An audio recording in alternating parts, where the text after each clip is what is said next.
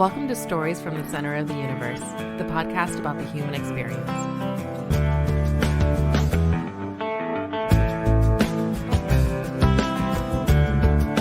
Andy Smith, welcome to the Center of the Universe. Thanks for coming out. My pleasure. Good to see you. Great to see you. I guess we should start with how we know each other. Yes. I was 13.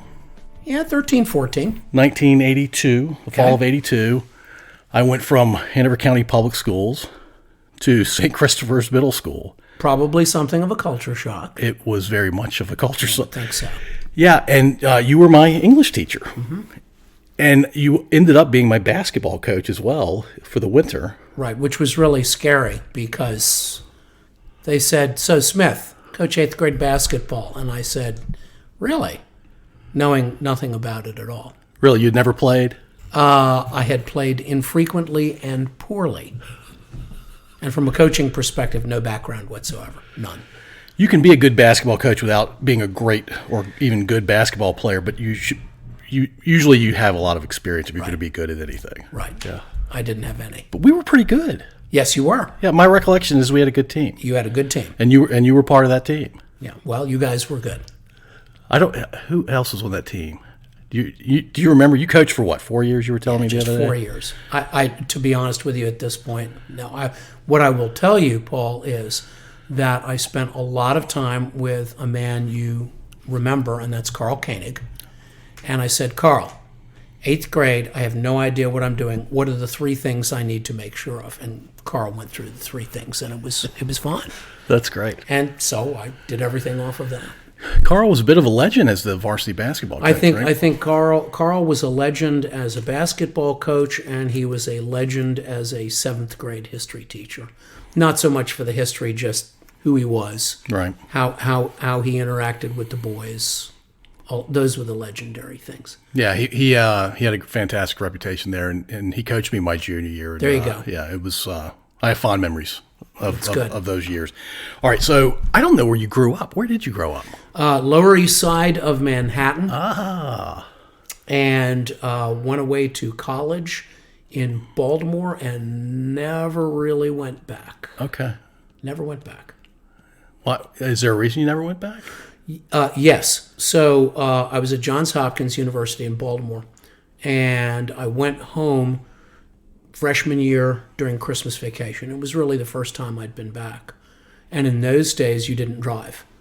You either took the Greyhound bus or you rode the train. I rode the train.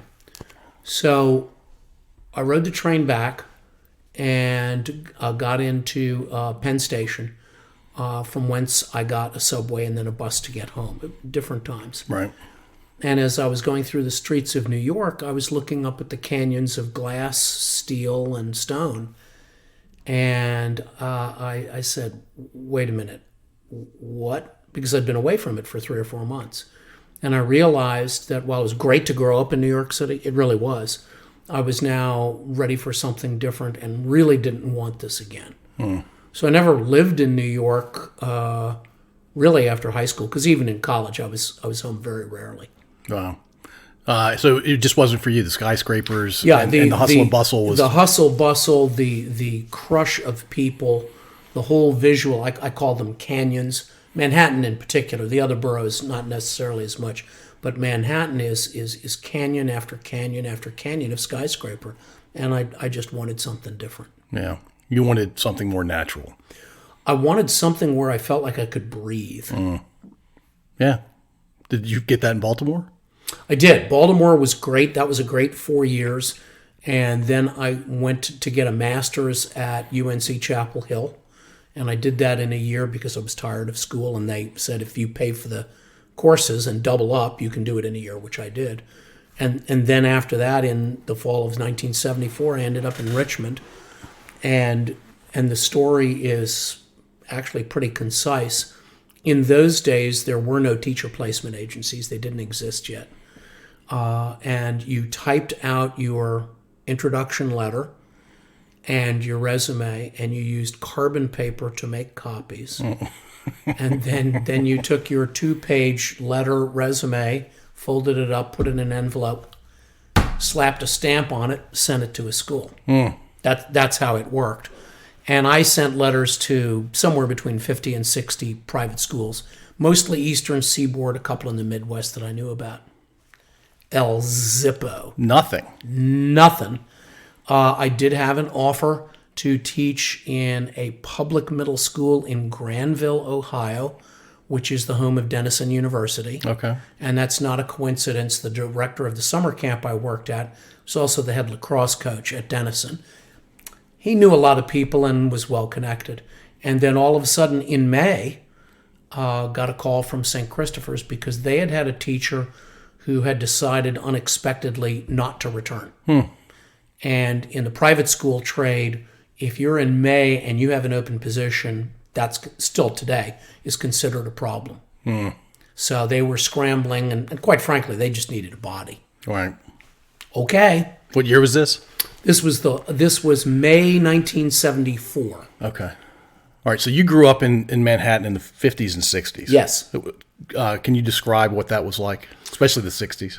So the 50s and 60s were a time, it was actually a very dangerous city, and there were rules for safety, and if you violated any of the rules and you got hurt, it was like, well, that's your fault. Yeah. I rode the crosstown bus and the subway to school and then home from school every day. It was 45 minutes each way. And when you were on public transportation, you had to pay attention to the rules. Right. And when you were walking the streets, you had to pay attention to the rules. And I got robbed several times. Thankfully, no physical damage, but crowds of teenagers who would steal your bus pass because they could use it for money. Or they'd take what little money that you had. So it was kind of a crazy place. And if you were roaming around after dark, then you had to be even more careful. I think the big difference was that in the 50s and 60s, guns were rare. Knives, many other weapons of destruction, but guns were exceedingly rare, at least for my age cohort and my experience. Right. And then as the city moved into the 70s, 80s, and 90s, that changed. Right. What did your parents understand how dangerous it could be? Sort of. They weren't traveling like you were. No. So my father was a physician. He had his own practice. He drove himself everywhere. In that area, you could still do that. And my mom, who was also a physician, had chosen to stay home to raise the kids. And she was also the business manager for my dad. So she did all the taxes, all the employment regulations. It was a lot of work. Right. But quite frankly, she was not an overly social person. So about the only time she left the apartment was to run errands or to go someplace with my father. So they sort of understood, but not really because they didn't experience it themselves. Right. And in his profession and what your mom was doing, they're not going to hear a lot of stories about things going wrong. No, and news media, as you can imagine, was a very different proposition from what it is today. Partly, it wasn't 24/7. Partly, if you turned on the TV, you had in New York the three major networks.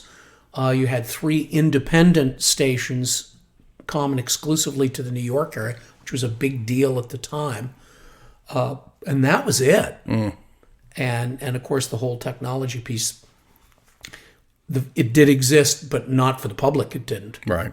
And so the spread of stories was very, very different. The other thing I'd mention, because I think it is relevant for me, because I spent most of my career actually as a history teacher. The English, I did that for 2 years. I caught one of your 2 years. Yeah, you caught one of the, sorry for you. I thought I was pretty good at teaching guys how to write, but when it came to poetry, I was hopeless. I don't remember any poetry in your There's class. probably a reason that you don't remember any poetry, and that's a good thing. As you're taking a sip, I should mention that we're getting together because I read recently that you're retiring. Yes, sir. And then we reconnected, and you're retiring after 48 years of teaching. That is accurate. And you've taught at the 8th through 12th grade levels. Did you go outside of that at any point? No, I have done other kinds of work with middle school boys. So I would say 6 through 12 in the overall, but in terms of the classroom experience, 8 through 12. Yeah. Yeah. Yep. And you sort of went from 8th up into the upper school. So I went from being an 8th grade teacher and coach to being principal of the middle school. And I did that for 18 years.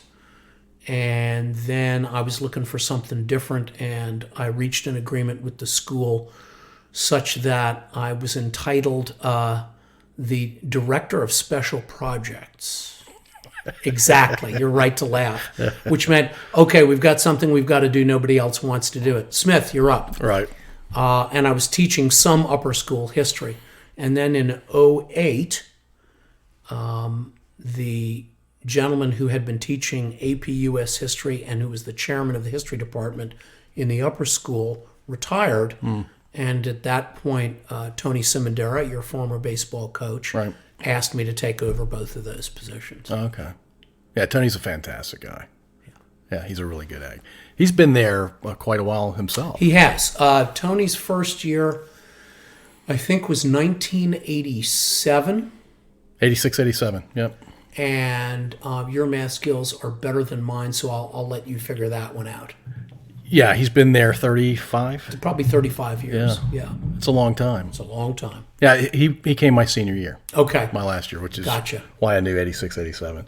Yeah, all right, so let's go back. You mentioned Johns Hopkins. Why Johns Hopkins? Why did you want to go there? So, typical New York City snobbery, I was looking to go to college in a small town. People in Baltimore would probably not agree with my characterization, but I kept that to myself. It's not New York. Right, it's not New York. In doing the interviews, I found that my interview at Hopkins was far and away the most was the most welcoming. The other places I interviewed, they were pretty pro forma, and some of those places I got into, and some of them I didn't. But I thought the interviewer I worked with at Hopkins was great. I walked the campus and really liked it, which was important to me. And then thirdly, and this is no kidding, I wanted to play soccer in college. And when I looked at the Hopkins program, I was very confident that that's a program that I could participate in and not just sit on the bench. Some of the other schools I applied to, maybe I'm good enough, and frankly, maybe I'm not. Right. So that was actually pretty important to me. So let's back up to your childhood growing up in Manhattan. You played soccer, obviously, in school. Yeah. What age were you when you started playing? Probably 8 or 9. Okay. But back to the conversation that you and I were having before the mics went on. In those days, soccer and every other sport had a season. Right. You didn't specialize. There was no such thing as specialization. So I played soccer in the fall, and then I did other things the rest of the year. And in my neighborhood, I think I had one friend who played soccer and nobody else did.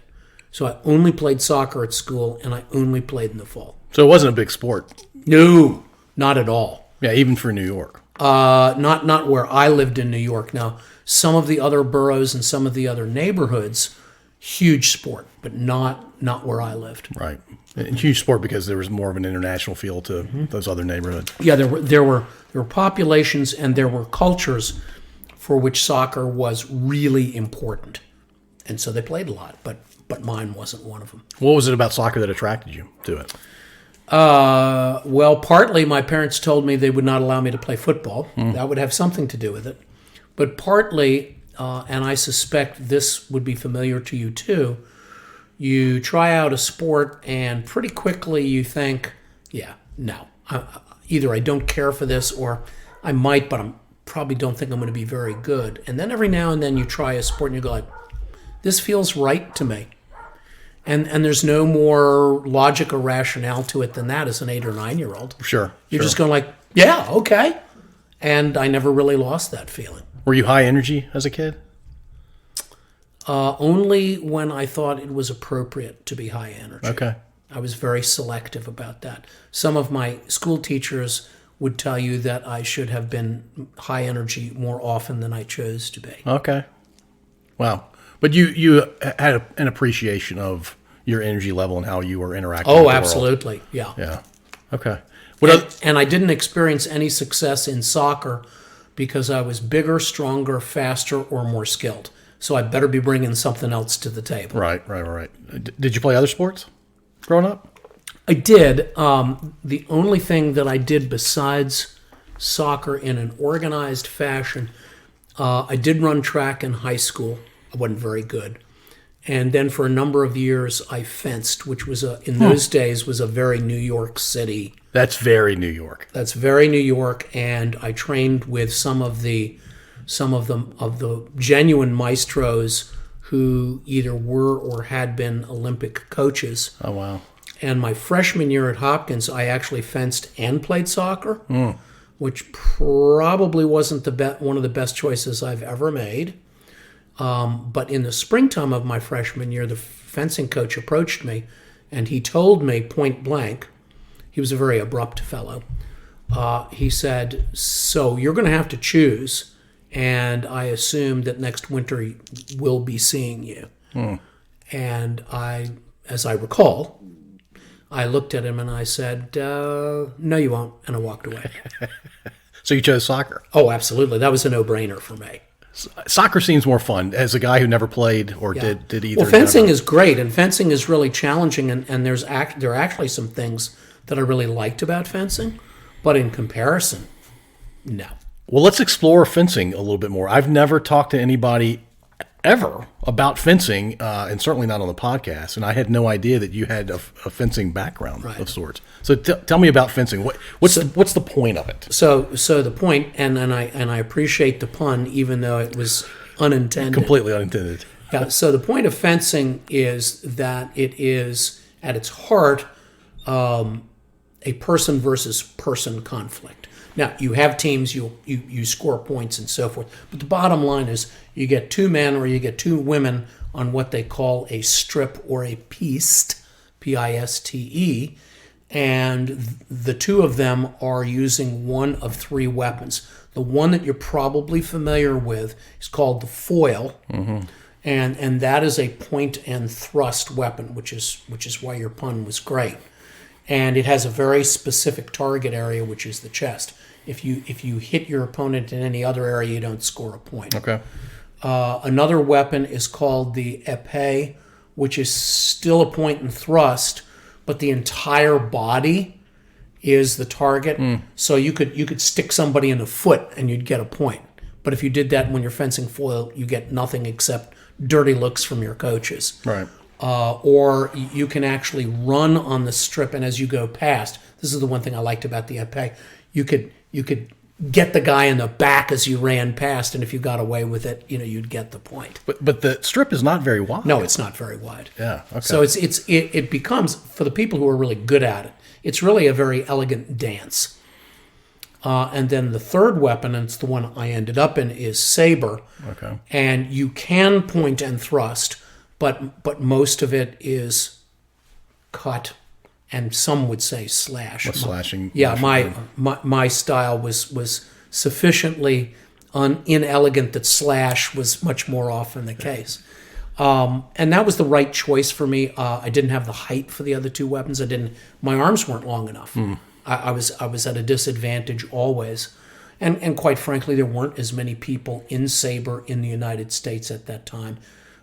Everybody fenced foil, and if they didn't, they fenced épée. So saber had fewer people. And the coaches that I had said, yeah, at your size and your skill level, this is going to be the best choice for you. How did you discover fencing? I didn't. My parents decided that I should fence. And this is a true story. In those days, 50s and 60s, I was very fond of, for example, Errol Flynn and Tyrone Power movies. I later learned their technique of sword fighting was absolutely disgraceful. But as a young boy, I didn't know that it seemed exciting. And like young boys do, I would mimic the movements. From this, my parents deduced that I must want to fence. Yes. So that was an interesting, yeah. It's neat that you had that opportunity. Oh, yeah. No, I have no regrets about doing it. I met some people whom I would not have met otherwise. I also had no regrets about walking away from it. Yeah, it's interesting that fencing was a thing at Johns Hopkins. I'm a little surprised back then. Yeah, it was not a huge program at Hopkins in those days. Ivy League, huge. Right. I'm trying to think of where else. Some of the Midwestern universities, like University of Chicago, but it was a pretty regional sport, and of course today you don't turn on ESPN, you don't go to ESPN Plus, and they just give you surfeits of fencing opportunities, but it's a lot less regional than it used to be. Did you enjoy school as a kid? When you were, say, 8, 9, 10? Yeah, I was really happy in school, probably up until I was about an 8th or 9th grader. School was great. And then I began to wonder, okay, so why am I doing this? Particularly in the subject areas where I was not as adept. So that would be math and science. And I said, well, okay, I don't really enjoy this, and I'm not all that great. Why am I doing that? Which were perfectly legitimate questions to ask, but they weren't great tools for motivation. Right. So in high school, I did well in the humanities. I did not do well in math and science. And I am confident that had plenty to do with the fact that some of the colleges I applied to said, no, thank you. Well, Hopkins is known for its medical school, and It is. I would assume their undergrad is fairly math and science oriented, but it sounds kind of wrong. It is at least in those days, and I think it still is. Pre-meds, electrical engineering, lab sciences, and so forth. In those days, one of the humanities areas that Hopkins was well known in, though, was history. So that was a plus in my book. Not as much of a plus as the other things I mentioned to you earlier, but it didn't hurt that they had some very well-known professors in the history department. When did you know you wanted to learn about history in depth in that way? When I was 8. Really? Yes, I asked my parents. This actually came up the other evening. There were some friends over. They were checking on me post hip replacement to make sure I hadn't totally fallen apart. Right. And somebody asked me the question about, well, you know, what's the first book you remember reading that was like a book? And I said, well, I happen to have it right here. John Dos Passos, Reflections of a Golden Age, publication date 1959. Okay. Born in 1951, so I'm pretty close on the math there. Right, yeah. And my parents bought me that book at my request, and it was a big person book, and I didn't understand half of it, I'm sure, but I loved reading it. It's kind of like the soccer. I started to read it, and I said, oh yeah, this is going to work, and I just kept going from there. What did you want to do with your history degree? Oh, I knew I wanted to be a teacher when I was probably 12. What is it about teaching as a 12-year-old that was attractive to you? Just felt right. Okay. Yeah, I never have delved into any of these decisions all that deeply. If my instinct said, yup, I went with it. And in that arena, my instincts seem to have turned out reasonably well. I will confess that in other arenas of life, my instincts haven't turned out to be so great, to the point that in some arenas, if my instincts say, well, you should do A, then I know the next thing I should do is Z, because I'm way off. But in these, you know, these kinds of career choice, what am I interested in, what I want to do, my instincts have served me well. Yeah. They really have. So not the kind of person that would apply objective analytics as your first move. It's no, more... I would be hopeless in Major League Baseball today. Thank you very much. Because I would be one of those old school, the analytics are fine and I get why they matter, but I would say, well, yeah, but there's a game going on and it's like people and stuff. Yeah. And analytics are great, but at the top of the sixth, when you're sending a guy up to the plate and you know that he's just lost a family member, those analytics aren't going to help you at all. Right. They're overwhelmed by that. Yeah. Right. Or the young man you've got on the mound pitching for you has been scratching himself under his throwing arm in a way you've never seen before. The analytics say he should be good for at least another 25 or 30 pitches. Right. But if I'm observing, I'm going like, yeah, you know what? I'm not so sure. Yeah. So I would be that kind of person that would base a decision on that and not on the analytics. Do you follow baseball at all? Some. Yeah, now, apologies. I know I will give offense. As a young boy in New York in the 50s, when I started to notice that there was baseball, there was only one professional team in town, and it was the Yankees. Sure. The Dodgers and the Giants left for the coast, Right. and the Amazing Mets were yet to be hatched. So if you think about between 1958 and 1962, the only show in town was the Yankees. They were really good. I said, okay, I'm going to root for them. So I still follow baseball, and I still follow the Yankees some. And what is it about baseball that what causes you to follow? Is it about...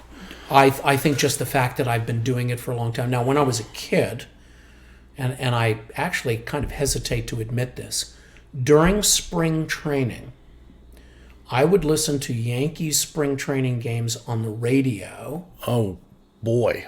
Because there was no TV broadcast in those days. Okay. Because it's the late 50s, early 60s. I would listen to the Yankee spring training games, and I would actually keep the book. So you enjoyed keeping the book? I did enjoy keeping the book. I would not enjoy that today. But as a kid, I enjoyed it a lot. My favorite players were always guys who weren't superstars, but I loved watching them play.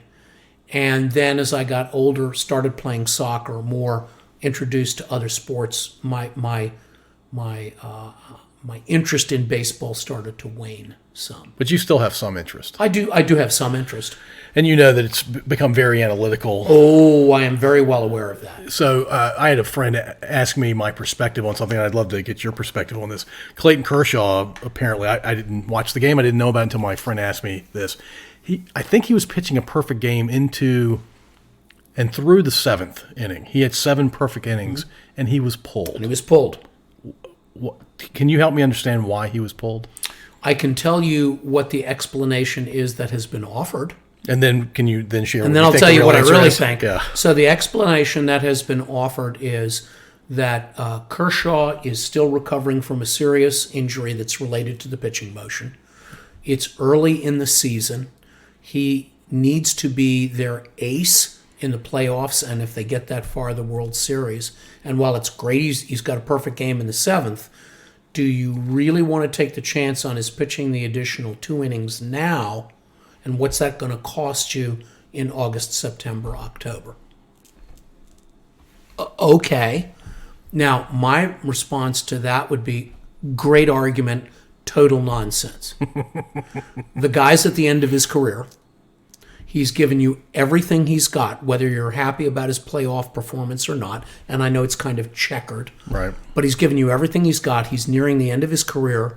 It's hard for me to imagine he's not going to be in the Hall of Fame. He has a chance to pitch a perfect game. That he's never had a perfect game. No, right? well, how many pitchers have? Not many. I mean, it's even more rare than no hitters. He has an opportunity, and if he gets hurt in April, it's April. He can recover. He can recover, and besides that, doesn't the organization owe him that? You would think. That would be my analysis, but that's the non-analytical analysis. Or actually, I would say, Paul, that's a very analytical analysis, but it's analytics that's not based exclusively on statistics. Right. That's my objection to what is called analytics today. It's all driven by statistics. Statistics are a human creation. Why are we kidding ourselves? Right. Yeah, my perspective was what an outstanding opportunity. Maybe the only time he'll have that opportunity after 7 innings to do it. How amazing would it be for him and everything that baseball has meant to him and the Dodgers in particular. And the Dodgers lore. Right. I just it feels like they're looking at every player as a commodity. And, I agree. And it's shameful. And I have heard some people say that he and Sandy Koufax are the 2 best pitchers the Dodgers have ever had. Now, I don't know the Dodgers well enough to know whether that's really true enough. I know they've had some great pitchers, but he's certainly one of the best pitchers they've ever had. And the truth of the matter is that if you don't respect the individual sufficiently to allow him to try, then I think that says something about your organization that is definitely not appealing to me. I wouldn't want to play for him. And if that means that later on we don't have him for a stretch, yeah. So last time I paid attention, the Dodgers are not exactly at the back of the pack in terms of the size of their payroll. Right. They're top 2 or 3, right? Yeah, they go out and spend the money. As a Yankees fan, I can't complain about that because then you can say, oh, Giancarlo Stanton or Alex Rodriguez, and I'm going like, well, yeah, you got me there. So I don't buy it because I think the priorities are out of whack. Yeah, they're not treating them like humans. Right. Yeah. I would agree with you on that. Yeah, I didn't realize you followed baseball that closely. Well, I don't think of it as that closely because I can't tell you who's currently playing second base for the Padres and is he any good or not and what his on-base percentage is. I don't know any of that stuff. But you know more about baseball than I do. And I played baseball growing up, and I can't name 3 players on my favorite team. Well, that's okay too. Yeah, I guess. Yeah, you got other things going on. I'm a casual fan. There you go. And I think that's very healthy. Absolutely. All right, so let's back up to Johns Hopkins. What are your fondest memories of going to school there? First and foremost, playing soccer. And we were not great. We were okay. But just the whole experience. The team, the games, of course the victories, the stinky uniforms because we got all the castaways. Some of the guys I played with. To me, that's the one part of the college experience that I would not trade for anything else, is the college athletics experience. That's the one thing I'd keep. And so in that respect, Hopkins was great. I was lucky enough to join a fraternity that was about more than just being a bunch of cement heads on Friday and Saturday night. Right. And they actually had a service element to them, which was kind of unusual for the era. Now, we had plenty of cement heads. Sure. Don't get me wrong. But there was a core to that fraternity that was about more than that, and I really enjoyed that. I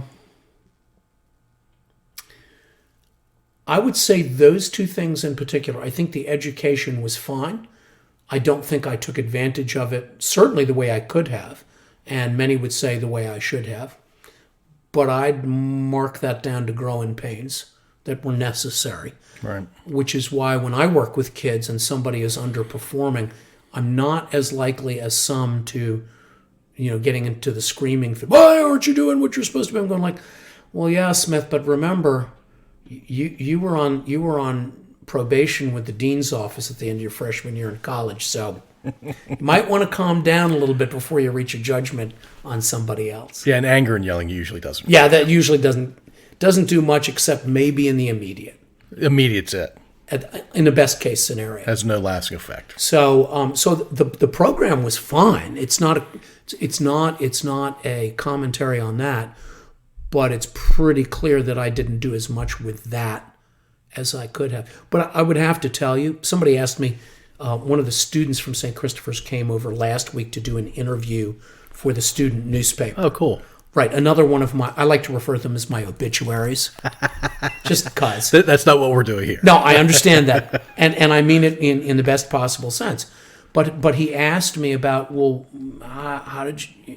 I've heard you know a lot of history, and I said, well, yeah, probably. He said, well, how'd that happen? Which was a great question for him to ask. And what I didn't say to him was, well, it wasn't a coursework because I didn't want to throw him a loop. What I said to him instead was, you read and you read and you read, and you do that for decades. And over time, there's a layering effect. And you begin to read on a particular topic for the 4th or 5th or 7th or 8th time. And you go like, oh, yeah, that. Oh, yeah, that. Ooh, I didn't know that. Let's add that into the... Right. And that's really where a lot of my learning has come from is reading, travel, and service. We'll come back to service, and we can talk about travel as well. I'd love to actually talk about the places you've been. You mentioned you had applied to roughly 60 private schools. Yes. Why private and not a mix of public and private? Because I had gone to a private school. That was what I knew. And I thought, well, yeah, probably that's what I should do. Now, contrary to that, my senior year at Hopkins, I was required to do student teaching. And I had to do that in order to get a teaching certificate. Because at that point I said, well, as far as I know, if I'm going to work in any public school in the nation, I got to have a certificate. And although I was going to apply to private schools, I understood you got to be ready to work wherever.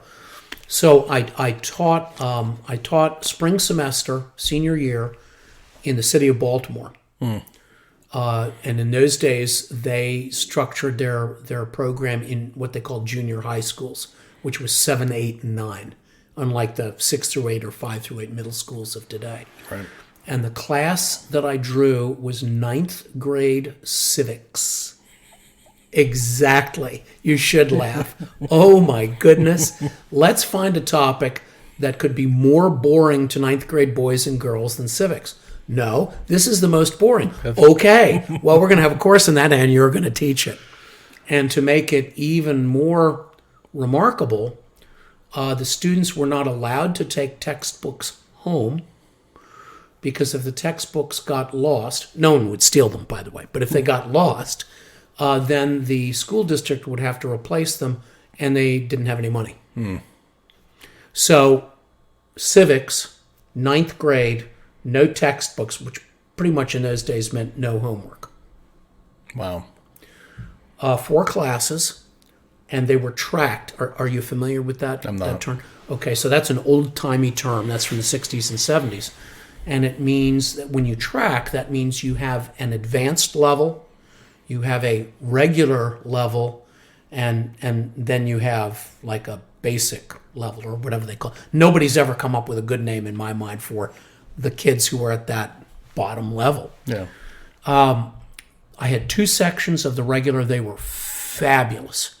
They were such great kids. It was for the times, it was a very diverse school population, and they were fabulous. The advanced kids were very bright, and I never had to worry about them doing their assignments, but I can't say that I felt any particular connection with them. They were hard to connect with. And then there were the others. And in those days, in Maryland, the state law said that when you reached the age of 16, you could opt to discontinue schooling, and that was your choice. Oh, boy. That's at least the law as I remembered. Somebody may listen to your podcast and go, well, no, wait a minute, no. But that's what I was told. Right. So in that 9th grade bottom section, I had a large number of boys and girls who had already repeated a grade. You start to do the chronology and you realize you got a lot of 15-year-olds in that class who are getting ready to turn 16. And those boys aren't planning to go to college. They're going to get into HVAC repair. They're going to do automobile maintenance. They're going to go into construction. And they're going to make good livings. And on the girls' side, they're not going to college. They're going to cosmetology school or whatever else it was at the time that they were thinking. So this is just kind of like, yeah. When do I turn 16? Yeah, that was very exciting. But it was still okay. The reason I decided that public school was not for me after that experience was the inordinate number of rules and regulations that you had to follow. Even when it did make sense. Especially when it didn't make sense. And Paul, one thing I've never been any good at is obeying because somebody said so. Right. If you can give me a legitimate reason for why, great, happy to do it. In public school, you don't even ask because they're not interested in your asking. Right. And I've never been any good at that. So I looked at that and I said, yeah, I can do this, but I'm going to have an ongoing problem with the bureaucracy and the regulation. So when I went to graduate school the year after that, and I started filing the applications, that made it pretty simple for me in terms of what I was looking for.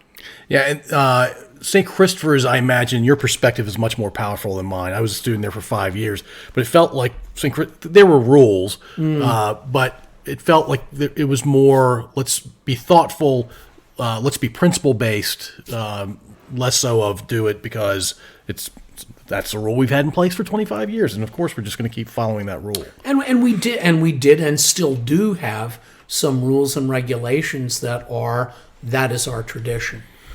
But certainly when you were there as a teacher, I certainly felt that way. And then when I took over as principal of the middle school, I started out working with my faculty, and I said, so here's the deal. We're only going to have a few rules. And they're only going to be rules that we know we're going to enforce all the time. Because if we're not going to enforce them all the time, there's no point in having them. Yep. I believe in you as a professional, and I trust in your professional judgment. You have to figure out what to do. And when you're not sure, or when something isn't working, that's when you give me a holler and we figure it out together. What we're not going to do is have the manual. That approach works wonderfully, right? I believe in it today. But it requires people to be thoughtful about what they're doing and what they choose not to do. In other words, from a teacher perspective, in that system, you should not show up every day for work and think that you're just going to sort of routinely go through everything you do. Because for me, and this was true in '74 and it's true in 2022, school is a people business. If you don't approach it that way, you are not going to give your students the education they deserve. Content is important, but it's not the most important thing. The people business. If you get that right, then there's all kinds of other stuff you can do. If you don't get that right, I don't care what courses you're teaching, you're missing the boat. Did you feel like as a teacher or even an administrator, you could enable learning that worked for each individual student? Or was it more segmented? You had maybe 3 or 4 segments of students. Yeah, that's a great question, Paul. I think we did a great job with a range of students, but I'm not sure, particularly in the 70s and 80s, I'm not sure that we were doing a great job with all of our students. And I think particularly about students, for example, who were dyslexic, which at that point in time was kind of, what does that mean? Right. No, he just needs to work harder. We didn't really get it.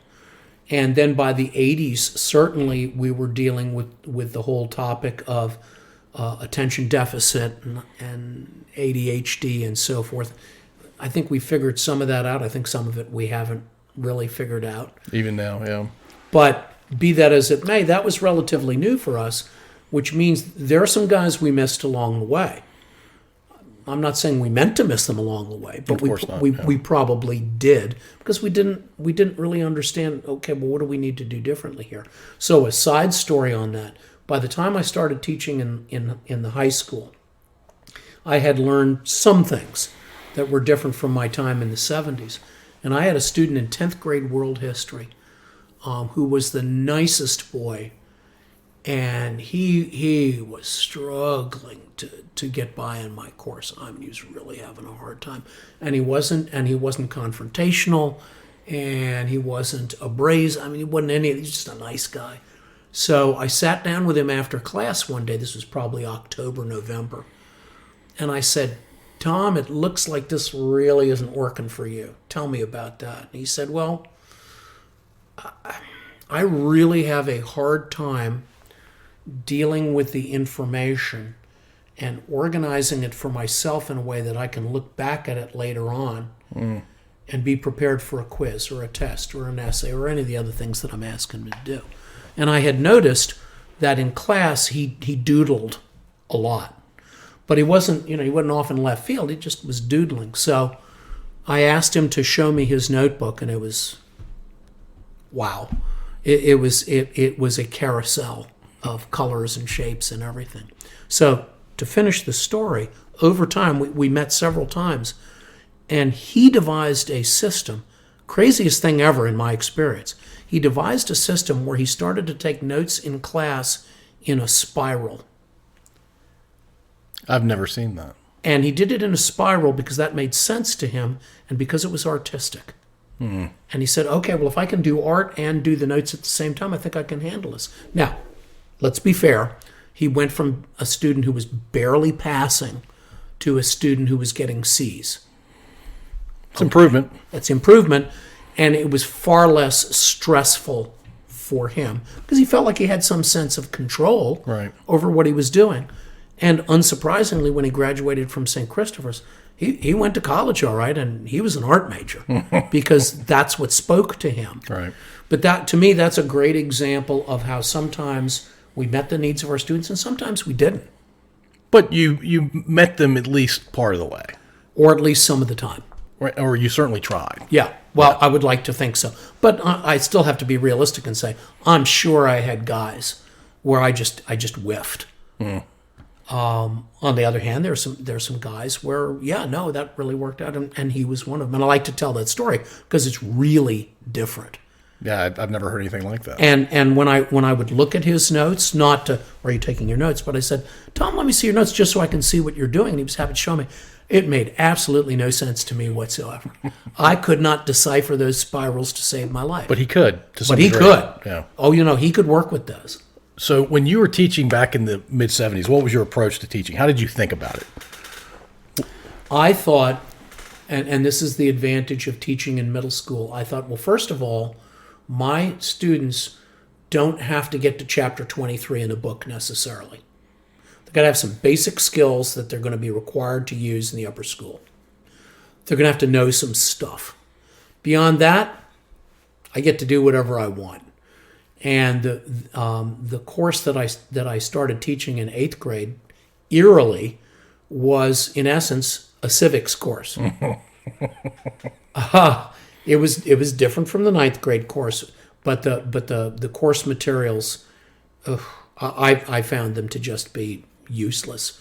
So I finally found a high school textbook and I started excerpting stuff out of it. We didn't use the whole textbook, and then I started making up projects for the kids because I found middle school kids, well, high school kids too, if a project is legitimate, if they can look at it and go like, oh, okay, I understand why you're asking us to do that. They love projects. They love projects. Yeah. And so we did a lot of project work. I think the one that I still recall from the 8th grade history course, we'd get to that time period between Thanksgiving and Christmas when no one wants to be in school. Right, you remember those days. Yeah. And so that's the time I had the students doing individual projects on city and local government. And the kids would bring in the city manager or council people or somebody from the General Assembly, or we'd have guest speakers and we'd have Q&A. Oh, they loved it. They love all that stuff. Yeah. Now, do they remember any of that today? Probably not. But at least they began to realize, oh, so there's like a local government and that has an impact on my life? Well, okay then. And besides that, we got through the period between Thanksgiving and Christmas, which was important. Yeah, very important. Yeah. So it was something of a freelance. But I would say even when I started teaching AP US history in the 2000s, I never taught that course. I never taught that course the same way twice from one year to the next, and learned pretty quickly that with multiple sections, I wasn't really teaching the same course to more than one of those sections because I had different kids. Right. And some kids were better at writing, and some kids were better at having group discussions, and some kids were eager to discuss the hot topics of the day, and some kids didn't want to touch the hot topics of the day with any extension ladder you could find. Well, that's okay. You're not going to learn all this stuff anyhow. Right. Unless you're just totally obsessed with it. So let's figure out what's going to work for you, because what I want you to do is I do want you to know some stuff, but I want you to walk away from this saying, history, interesting set of tools. Let's see what else I can do with it. Because I felt and still feel that if we can engender that reaction, then that young person is going to come back sooner or later and say, oh yeah, I remember. Hey, let's see what I can do with that. Then we've done our job. Okay. That's how I see it. How has your approach changed, if at all, since the 70s? I have a greater store of data from which to draw because of the reading. And I can make connections between pieces of information that 40 years ago I wouldn't have made because I didn't possess as broad a store of knowledge. Okay. And I've had more practice. Once again, I'll go back to the baseball analogy because that's a sport that you played. So when I'm taking batting practice and I'm 10, I do certain things. By the time I'm 14, hopefully I've learned some new things. And then by the time I'm 18, I've learned some new things. And so if you look at the 10-year-old and the 18-year-old, how they take batting practice, what they know in terms of using the bat, the kinds of pitches, all of the things that go into hitting the ball, which is still to me a pretty amazing thing. You take a chunk of wood and then somebody throws a ball at you and you hit it someplace. And if you're good, you actually mean to hit it there, which is pretty amazing. Teaching is a lot like that. So now, when I'm running a class, I have a full-scale lesson plan, and then I completely freelance off of it. I mean, I got it right there. Right. And occasionally I might look at it, but I write out the lesson plan so that that's here, and then I do everything else freelance. In the 70s, I couldn't freelance as much because I didn't have the practice. Did you enjoy teaching more later in your career than you did early in the career? No, it was just different. Okay. And I was dealing with different topics and different age groups.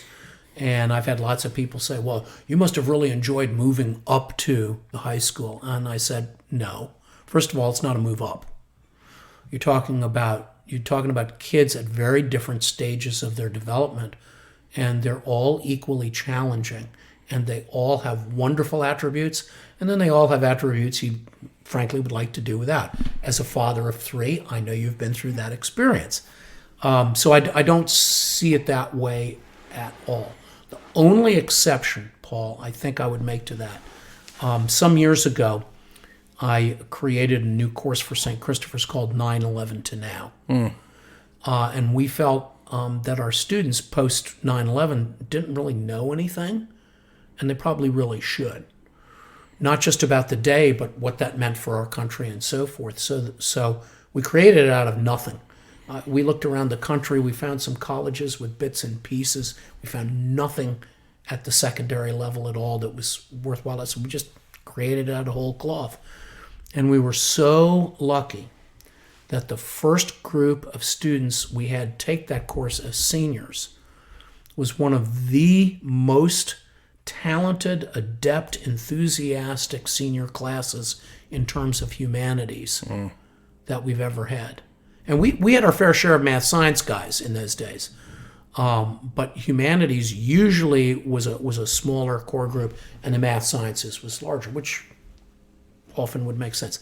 These guys were off the charts. And do you remember Jerry Tarkanian, the basketball coach Absolutely. at UNLV? And a lot of people said, well, the only thing Tark does at basketball practice with the guys he's got and the system he runs, he rolls the ball out on the floor, and then 35 minutes later he blows his whistle and tells them to stop. Those guys, this is the only time it's ever happened in my career, those guys were so engaged and involved with what we were asking them to do that most of the classes, not everyone, but most of the classes, I'd start with a prompt. I'd say, so last night you read part of chapter 5. Love you to start telling me about thus and such. And then 45 minutes later, the bell would ring and they'd go on their way. And I'd guide the conversation. I didn't have to do anything. They would just go. And they wanted to know more and they wanted to learn. And it just happened day after day after day. And that's unusual for high school kids. Was that enjoyable? Oh, it was fabulous. Because on the one hand, I wasn't doing a thing. Well, I like that. On the other hand, I felt as if I was like the conductor. Well, we need a little bit more from the wind section. John, we haven't heard from you yet today. Jump into the conversation. Tell us a little something about that. Or, Stanley, that was a great point. Somebody else jump on that and think about what Stanley just said in terms of this topic. That's what I mean by conducting. And they were building on each other. And what was great about that was that they had to listen to one another. First of all, they had to know stuff, which means they were doing their homework. Number 2, they had to listen to each other and actually take it in. And thirdly, well, I respect what you just said, so I'll add this, and then I'll add this. That doesn't happen very often. I've never been in a class like that. That just doesn't happen very often. No. And that particular group of students that was something that really worked for them. And you just don't see that very often. So that would be the one exception to what I told you before Yeah. about was it more fun here or was it more. That was just like, whoa. What year was that? Ish. They are the class of 2011. Okay. Yeah. Whew. Do you know what those guys are doing now? Some of those. A lot of them are international studies, international finance. One of them, if I recall correctly, is working with Homeland Security. A lot of them went that route, which would reflect the fact that they were just interested. Yeah, that's that was cool. something that spoke to them. Yeah, that's great. All right, when I was at St. Christopher's, it was all boys, and I think I had one or two classes at our sister school, and maybe I had one or two classes my entire 5 years there that had 2 or 3 young ladies in the class. Is it different now? Are there a lot more co-ed classes? I will answer your question by saying yes and no. Yes, pre-pandemic. I think the arenas in which we have the greatest amount of mingling, world languages, we get a lot there. We get a lot in the arts. And then we get some in some of the higher level mathematics when you start going into the AP calculus realm. And then all of the English courses for seniors are semester electives, and boys and girls can pick. Now, depending on the year, there are times when you'll see the boys lean pretty heavily on the St. Christopher's offerings and the girls on the St. Catherine's offerings. The opportunity is definitely there. Pandemic.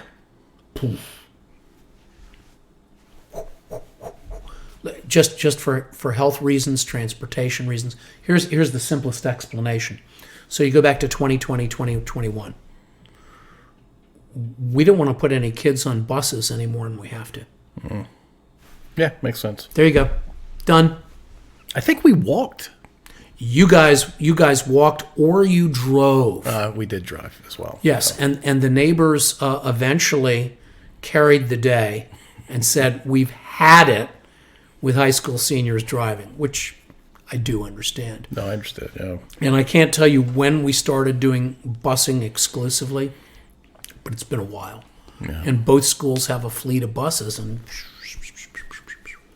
What's great about single-sex education for like an 8th or 9th grade boy, and what are the drawbacks? so the great part about single sex for an 8th or 9th grade boy is that, generally speaking, he is going to be behind girls in emotional maturity, social maturity, and perhaps most importantly in a school setting, intellectual maturity.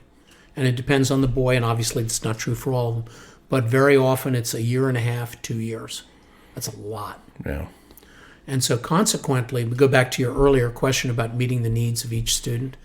That's when you're teaching 8th or 9th graders, who even on a good day are a squirrely bunch. They just are. They absolutely. That's who they are. And now you've got an intellectual maturity range of 3, 4, 5 years sitting in the same classroom. Good luck with that. Right. And it's a disservice to the boys, in my opinion. It's also a disservice to the girls, because they're ready to do other stuff, and the guys just aren't ready to go there. Right. They just aren't. Disadvantages. Let's look at society today. We still struggle with gender inequality. That's a fact of life in our culture. And the separation does not help us get at those issues of inequality. Is there an answer that addresses both?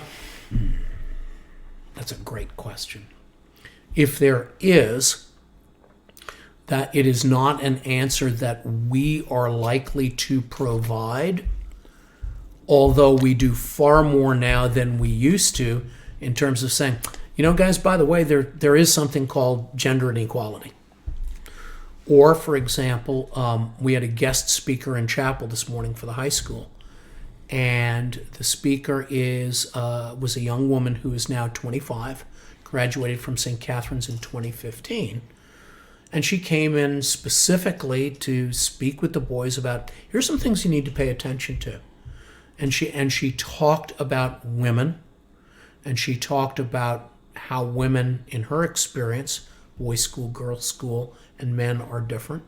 And she talked about some of the things in her personal experience, because she took a lot of classes at St. Christopher's. She said, here are some things I've observed that young men have a tendency not to pay attention to, and that they have a tendency to think is not particularly important. Well, I'm here to tell you it really is. And you need to be intentional about this. And you need to start paying attention to this. Partly that's the right thing to do. Partly because when you don't, you should be thinking about your sisters and your moms and your aunts and your grandmothers, and very possibly later on in life your daughters. Because if you're doing this now, then they're probably going through that too, or they're going to go through that in the future. And if that doesn't matter to you, then there's something wrong with you. Yeah. It's a great message, which I think when you were at St. Christopher's, I don't think we did a whole lot of that. I don't remember any of that. Yeah. And in those times, we just frankly didn't think about that. So I'm glad that we are thinking about that today. Now, how much of an answer is that? But it certainly beats the heck out of not having a guest speaker. Yeah, you're trying. Yeah, but is that the answer? I don't think so. I think that's a more systemic cultural issue, and I frankly think that if there's an answer, really an answer, it's household by household. How do we raise our children? Yeah. And then my final digression on this. So I learned that lesson when I was a small boy. My mother was born in Budapest, Hungary in 1914, just before World War I. She and her family became political refugees in 1919 because there was a Bolshevik revolution in Hungary as well as in Russia. Which nobody knows about, right? Yeah, which nobody knows about, and I get that. And her family was professionals, attorneys, physicians, etc. And as a 5-year-old, she told me about remembering seeing her uncles swinging from lampposts and trees. So they fled, and they went to Vienna first, and then her father, who was a physician, came to the United States, and a few years later had enough money to bring everybody over to New York City. So she arrived as an immigrant at Ellis Island in 1926. She spoke Hungarian, and she spoke German. Didn't speak any English at all. In 1932, she was accepted as a first-year student at Cornell. Oh, bad. And in 1936, she was accepted as one of 4 women in a class of 100 to Yale Medical School. Holy cow. Now, the point of all of that, Yeah. other than the fact that, okay, Mom was a heck of a lot smarter than Son. Mom sounded pretty bright. Yeah, she was pretty bright. But beyond that, my mom would tell me stories about how a lot of the men in her medical school class not only made it clear that she shouldn't be there, they actually worked actively to sabotage her in terms of being able to complete the course of study and get her MD. And as soon as I heard that changed, not that I'm perfect or anything like that, but that definitely had an impact on me as I started to think about the relationship between men and women. And my mother and father, God love them, they were married for 56 years, and they had this beautiful relationship. And if anybody was in charge, it was my mom. Right. And my father was very happy to say, no, your mother will tell me what the decision is. So it was a very different household from some others. And so as I became an adult and came into these school situations, I guess I can say I had an advantage because my upbringing was a little different. Right. That's a fantastic upbringing. Yeah. Having a powerful mom like that. Yeah, having a really powerful mom who was treated unfairly and for no reason other than the fact that she happened to be female. Right. And even I as a boy could go like, okay, that makes no sense. None. At all. None. Yeah. Yeah, it's a cultural norm, I guess. And it's maybe a power play as well, right? If I'm only competing against men, I don't have to worry about competing against a larger set. Maybe it's subconscious, maybe it's conscious. Or some of each, possibly. Yeah. Yeah. Bizarre. It's very bizarre. All right, let's transition to what will you do post-retirement? Already started. Not going to let the door hit me in the you-know-what on the way out. So starting about 15, 16 years ago, I was asked to join the upper school chaplain at the time, Melissa Hollerith, and take 9 seniors on a trip to New Orleans post-Katrina. Oh, okay. She was born in Baton Rouge and went to Tulane. So this spoke to her. And I can tell you that I was thoroughly unprepared for what we experienced in that week in New Orleans. But in answer to your question, one of the things that happened as the result of that trip is that I said, okay, this feels right to me. There's the theme. Right. And I said, I got to do more of this. And so ever since then... Oh, it really started then? Yeah, I had done service work before, but this was the first time where I made the conscious decision to say, oh no, you need to do this. You have an obligation here and you must fulfill it. So since then, I've done lots of service work in the Metro Richmond area, as I should. Continue to do that and will continue to do that. I'm working with a number of nonprofits already. I've worked in New Orleans. I've worked in Appalachia. I'm currently engaged in a service partnership with an Episcopal mission, means a really small Episcopal church with no money, that is attempting to meet the needs of the Navajo community in Utah. And I'm starting to reach out and make connections. I'm hoping to join a local civic association that wants to start a community garden because their neighborhood is a food desert. Right. And then I think, Paul, the other thing that I would say is, and I just spent money on this today and talked with attorneys, I'm in the process of creating a nonprofit, and my goal is to use that to make connections between neighborhoods and folks in need and nonprofits and foundations that have money. And it's how do we make that connection so that funding can go to places that really need it, but at the same time ensure that the funding is used in the way that it should be used to satisfy the needs of the foundations. It's fantastic. So that hopefully gives you a sense of where I'm headed. And I have zero idea whether this is going to work or not. And the beauty of it is, I don't care. Yeah, you're going to try. We're going to give it a rip and we're going to see what happens. And every time it works, bonus city. What is it about serving others? Because as a teacher, you've been serving young minds for 48 years, and then you have plans to spend your remaining days on this earth. However long I can. Yeah. Right. What is it about service that... So it's two things. One is that when the time comes that I can no longer do this, and I'm assuming that will happen at some point. I'm 70, so what I don't want to be doing is sitting on the rocker on the front porch having regrets. I don't want any regrets. I just don't. That's very powerful for me. And then the second one is the answer that will surprise you. Well, it just feels right to me. The instincts say, yes, you will do this. Okay, let's go. And I've done enough service work. I've also worked overseas. I've worked in Cuba, Haiti, Tanzania. So I've got a breadth of experience in terms of the actual service that some other people have, but not a lot. And so I understand some things about how service works that other people don't. And that's part of the idea behind the nonprofit.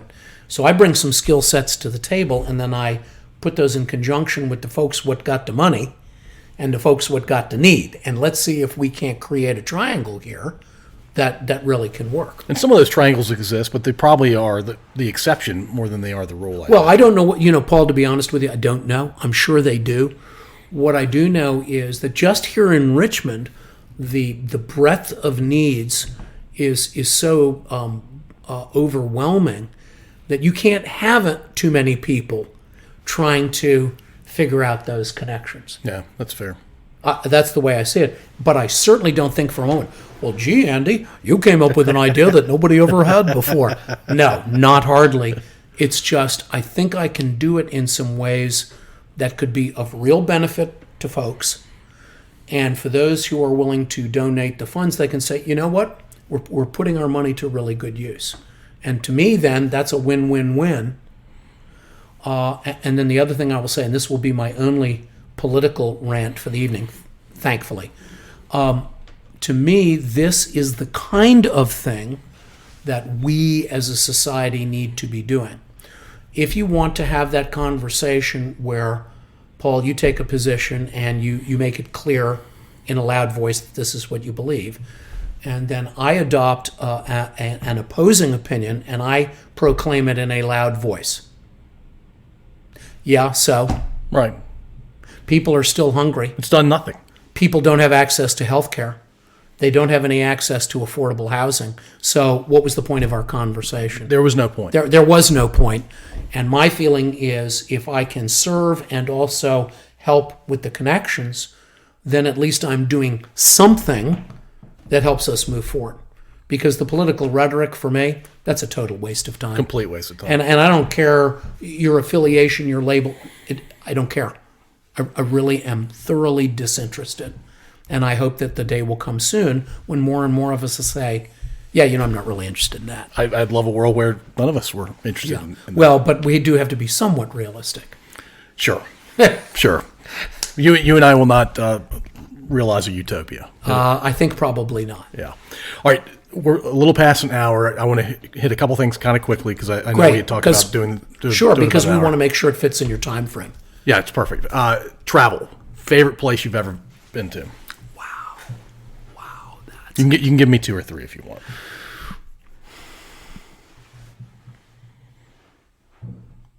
okay, I'll give you 2. Okay.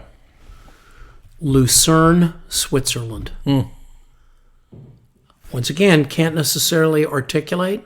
Could never afford to live there. It sounds like a very expensive place. It's just so, but the location of the city, nestled among the Alps and the mountain. I've always loved mountain lakes. I think it's probably that more than anything else.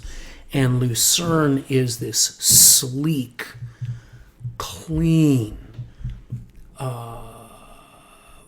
Well, I think it's a vibrant city. I don't think they're very friendly. But my goodness, is it beautiful.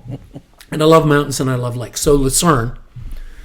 And then I think the other favorite place is where I'm working now. And it's a village called Bluff, Utah. It's about 40 miles northwest of Four Corners, if that resonates with you. It does. Where the 4 states come together. I've been there. Not the Bluff, but the Four Corners. Yeah. It is very remote. It is in the middle of what I refer to as Red Rock country. And it is the place where this Episcopal mission is located. And every time I set foot on that campus, that location quite literally sings to me. I can hear it. So if that means I'm schizophrenic, fair enough. But you're enjoying it. But I'm a happy schizophrenic. And I would say those are my 2 favorite places. That part of the country is gorgeous. It's just gorgeous. Yeah, if people haven't been there, they need to go there. Yeah, I would agree. All right, you are also quite musical. And before we started recording, you were saying you're learning the mandolin and the fiddle. Did you pick up other instruments along the way? Remember what I said about the fencing? You asked me, well, how did I get into that? And I said my parents decided. Right. Well, my parents decided when I was young that I should learn how to play the piano. Okay. Yeah. Well, they battled with me on that for about 18 months, and then I didn't learn the piano anymore, which, by the way, was my bad. I should have. So, no other instruments other than voice, but I have already started working so that when I retire, I am actually going to go buy an electronic keyboard, not a full-scale piano. Don't have the room, don't have the money. Right. But I'm going to buy an electronic keyboard, a good one, and I've already lined up somebody with whom I've worked in the past in choral music who's a piano teacher, and I'm going to learn how to play the piano just 'cause. What is it about this time in your life that has you wanting to learn the piano and 2 other instruments? Because what I don't want to do is be that person who kind of sits there waiting for something to happen. And the piano is going to be just 'cause. It's not going to be part of a band. It's not because I'm going to perform. And what I'm really hoping I'm going to be able to do, Paul, is I'll become good enough that I can play some of the simpler classical music pieces, Mozart, Bach, Beethoven, because I love the sound of them. And wouldn't it be cool to produce the sound myself, even if it's not great? And then if I get really lucky, I could also play some jazz piano. Oh. And that would be just fabulous. What is jazz piano? So jazz piano is just jazz on the piano. Okay. And any jazz composition, there's a basic structure, and then there's all the improvisation off the structure. And it's kind of like the teaching. You got to know some stuff. Right. People say, "Oh, you don't really need to know any facts." I say, "Oh, yeah, you do." And then you got to be able to do something with them. And the piano in jazz, you do have to be able to play whatever the basic structure is, and then you have to understand the music well enough to be able to improvise in ways that actually fit with the basic structure. And that's what I love about jazz, is listening to professional musicians, and they play off of each other, but they never lose the basic structure. And it's really, if you're good at it, it's like, wow, that was fabulous. So I'll never be that good. That's fine. But what a great way to spend an hour a day. Right. And I got to figure it can't hurt the old brain box either. It absolutely helps. Yeah. So, all right, cool. We have a question we ask most of our guests. Sure. It's meant to be a little bit thought-provoking for you, but more to tell a little bit more about who you are and your personality. Okay. You're a talk show host. You get to invite 3 folks: a male, a female, and someone musical. Could be an individual musician. Could be a group. Who are you bringing on your talk show? They can be alive or dead. They can be famous, not famous. Doesn't matter, right? Yeah, it's just literally anybody. So the musician is the easiest one.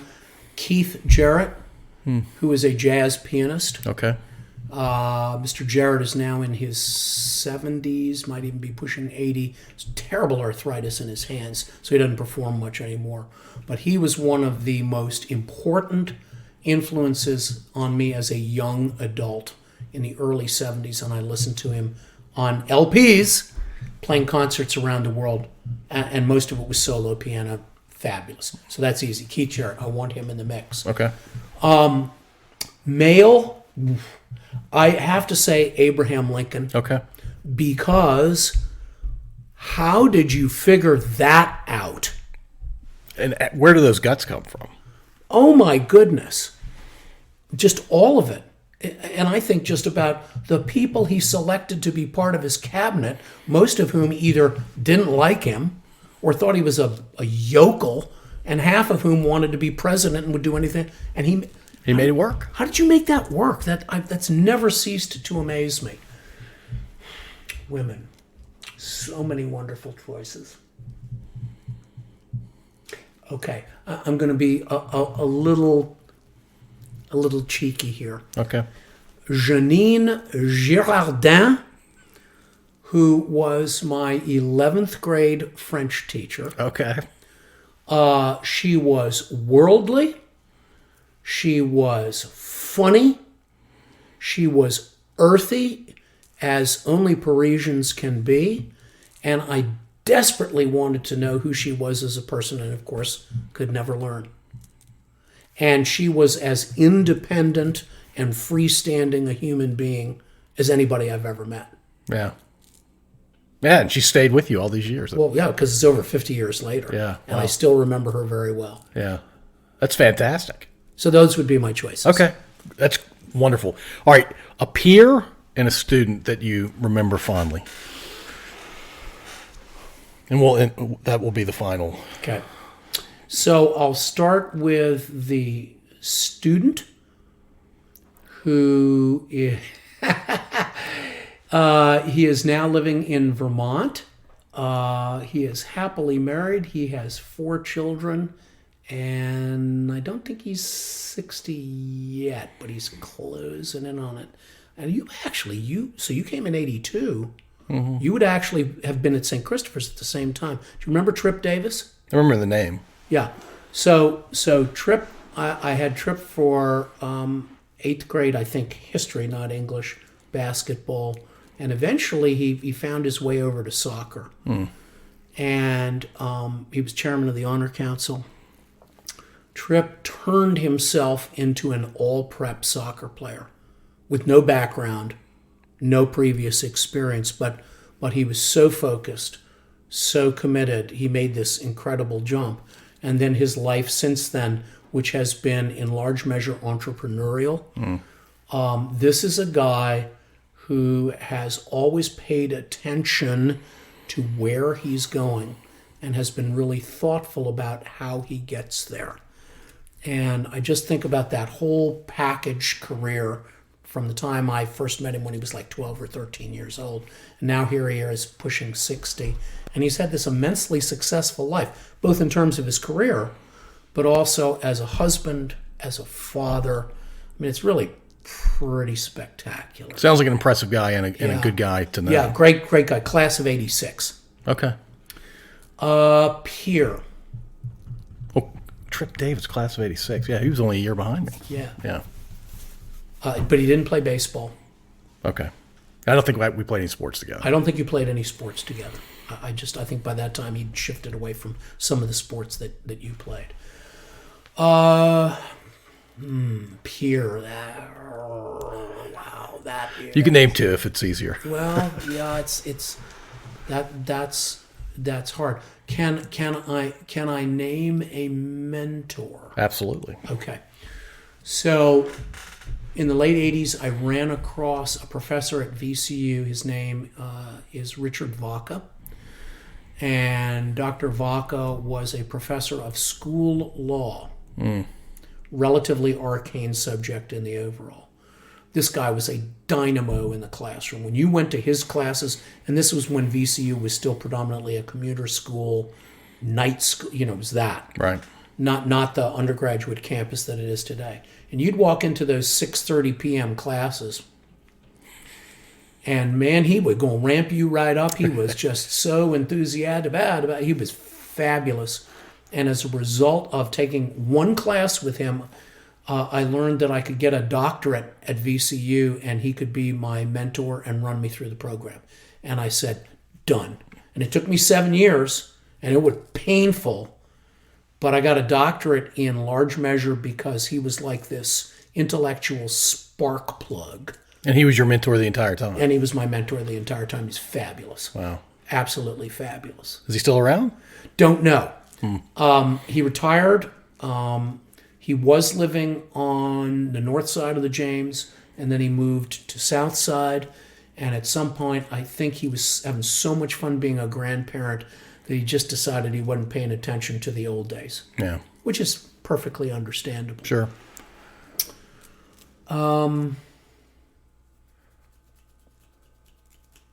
Okay, the other person I'll name is a former colleague. She retired over 20 years ago, and her name is Lee Camp. I remember. You remember Mrs. Camp? Yep. And Lee and I got to the point where we worked so well together that we started creating courses just for the fun of creating courses. History electives, and in those days they were trimesters as opposed to semesters. And I've done a fair amount of team teaching, and it's been great, and I've loved it. But Lee was the most enjoyable, stimulating team teacher to work with, and we would make up stuff on the fly in the middle of class without actually planning, because we kind of looked at each other. Yeah. Okay. So back to the sports analogy. You've got a defense set up in baseball, and all of a sudden two infielders look at each other and go, yeah, no, we're going to change this. And then the ground ball gets hit right to one of them, and it starts the double play that otherwise you wouldn't have been able to do. Right. It's that kind of instinctive relationship. And Lee and I did that for years. We taught a course in contemporary U.S. history. We taught a course in constitutional law. And, I mean, every day was a show. And that's pretty rare. Yeah, and she was the only female. Oh yeah, for years. Yeah, she didn't take no stuff off of nobody. Yeah, which I also kind of liked about her a lot. Yeah, absolutely. But it was a fabulous working relationship, and what I really appreciated was that we always worked as equals, and we always had that opportunity to make decisions on the fly during the middle of the class. And sometimes they didn't work, but more often than not, they did. And when they did work, it was when fun. they did, it was like, okay, that was really cool. What are we going to do tomorrow? And when you can come to work every day saying like, well, what are we going to do today? I think you're pretty darn lucky. All right, as a man who's taught, you're finishing your 48th year teaching. I guess the final thing I should ask you is any pearls of wisdom that you would love to impart to a 12-year-old or to an 80-year-old. I'm putting you on the spot a bit there. No, it's fine. So I would say two things, Paul. I would say, first of all, I've said previously that education is a people business. I actually believe that most businesses, human interactions, it's a people business if you're doing it right.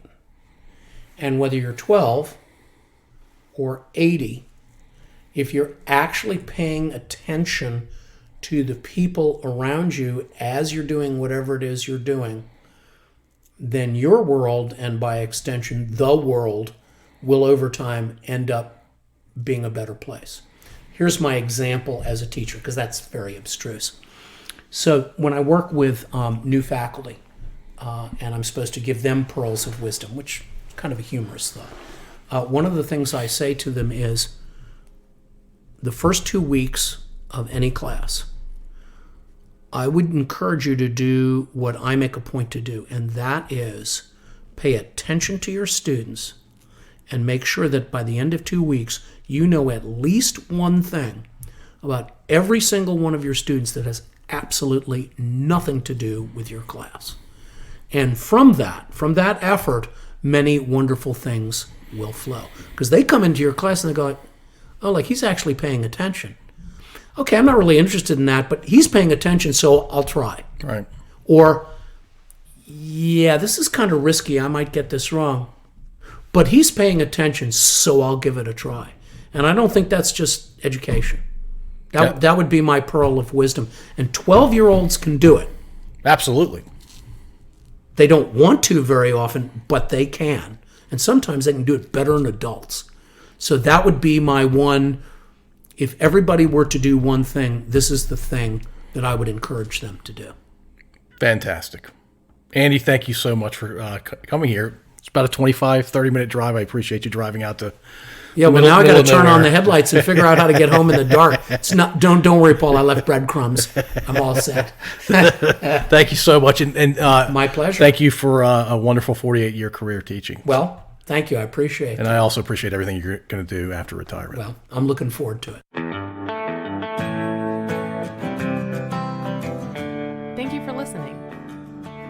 If you enjoyed this episode, please subscribe to wherever you listen to podcasts. We'd also really appreciate if you'd rate and review us. You can find us at scodupodcast.com.